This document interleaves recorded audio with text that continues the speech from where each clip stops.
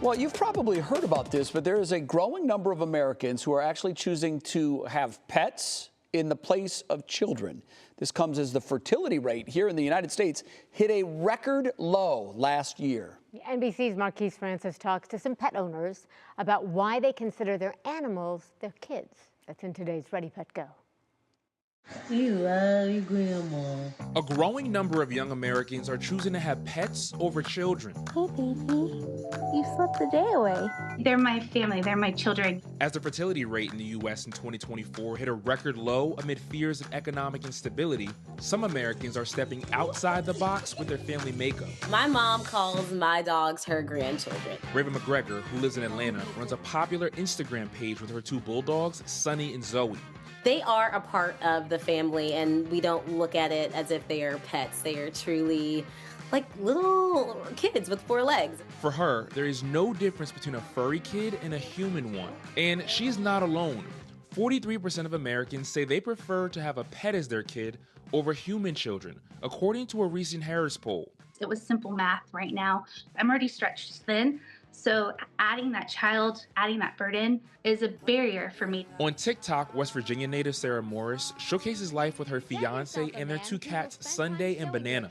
But she says even the finite number of brand partnerships she gets in addition to her 9-to-5 as a flight attendant leaves little left over. When people feel secure, they make long-term plans. When times of instability, they have to adapt. And adapting for us right now looks like shifting what the meaning of family looks like. Do you want to explain to people why you're in trouble?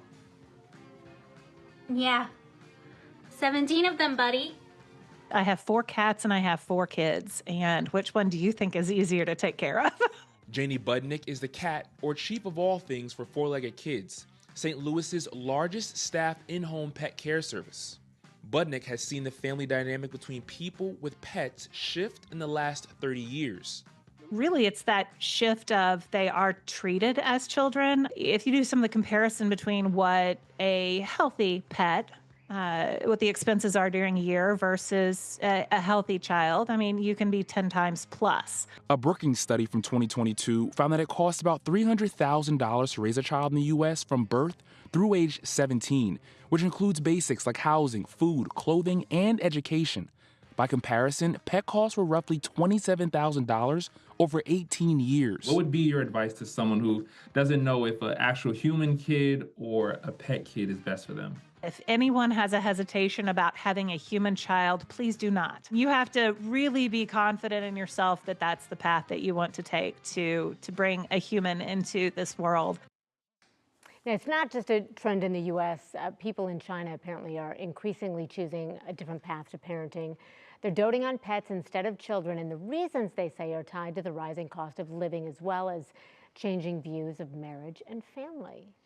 Interesting. You know, for a society to thrive, it has to grow. Right. And there are a lot of folks that are concerned about our staggering growth rate. It's the lowest, as they said in the piece, since 2024.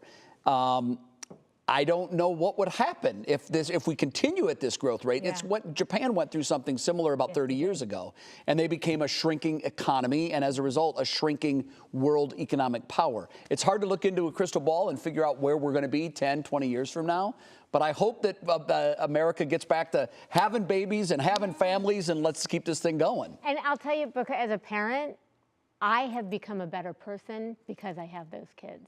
I mean, they're so much. We think that like they're for us, but they do change us in ways that maybe we needed to be changed and we didn't know it. I know for me, they taught me how to sacrifice. Yes. And you live for others, not just yourself. All right. Amen to that. Much